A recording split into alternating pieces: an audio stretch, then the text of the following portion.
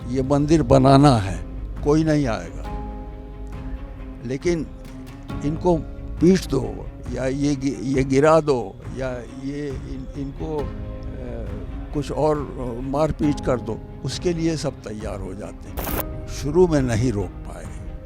अगर शुरू में डिटरमिन्ड लाठी चार्ज हो या रोकने की वो हो तो शायद ये संभावना है कि वो रुक गए होते, और एक बार अगर रुक गए होते तब फिर आना अंदर मुश्किल होता है। इस वक्त सब इंतजार कर रहे हैं 22 जनवरी का, जब राम मंदिर में रामलला की प्राण प्रतिष्ठा की जाएगी।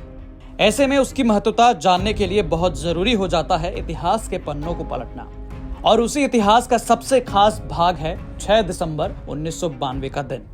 जी हाँ, ये वो तारीख है जब लाखों की संख्या में आए कार सेवकों ने बाबरी ढांचा गिरा दिया था। हर जगह जय श्री राम के नारे लगाए जा रहे थे। पुलिस बल मौजूद तो था, लेकिन लाखों की संख्या में जुटे कार सेवकों के सामने सब ठप हो चुका था।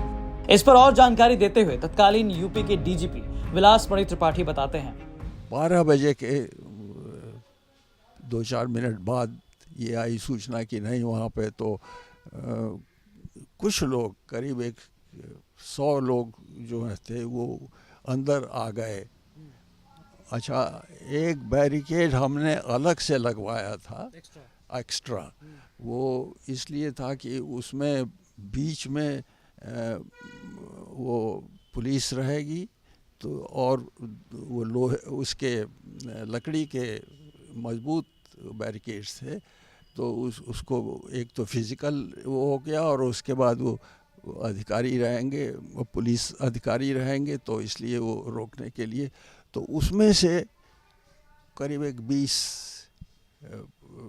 शुरू में तो 15-20 ही थे, लेकिन 150 के करीब आदमी अंदर आ गए। अब प्रॉब्लम ये हो गई कि वो बिल्कुल मिल गए, जो फोर्स था उसके बिल्कुल पास वो आ गए, तो वहाँ पे लाठी चार्ज इन्होंने किया, लेकिन वो बहुत इफ़ेक्टिव नहीं होता। लाठी चार्ज के लिए हमेशा कुछ जगह की ज़रूरत होती है, वो इन लोगों को नहीं मिला।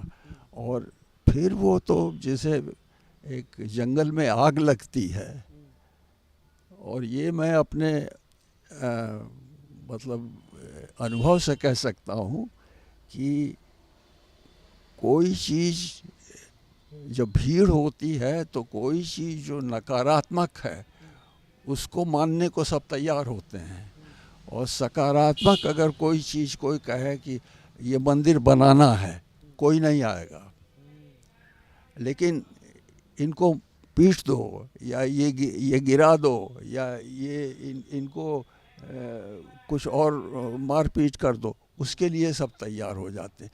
तो इसीलिए ये बढ़ते बढ़ते फिर एकदम से, जिसको कहते हैं कि जैसे आग फैलती है, उस प्रकार से लोग, तो फिर तो हज़ारों आ गए, और फिर इन लोगों के पास कोई रहा नहीं। टीयर गैस वगैरह जो है, ये हमेशा थोड़ा डिस्टेंस की ज़रूरत पड़ती है, वो डिस्टेंस इन लोगों को नहीं मिला, ये तो मैं कहूँगा। लेकिन ये भी कहूँगा कि अब एक प्रकार से शुरू में नहीं रोक पाए।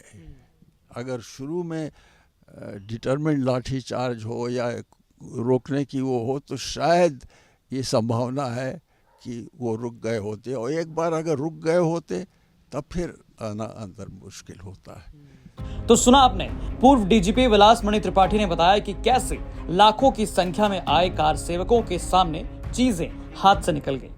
बहरहाल अब 22 जनवरी के लिए अयोध्या तैयार है। बड़े भव्य तरीके से पीएम मोदी इस दिन भगवान रामलला की प्राण प्रतिष्ठा करेंगे। लखनऊ से गौरव कुमार पांडे की रिपोर्ट, यूपी तक।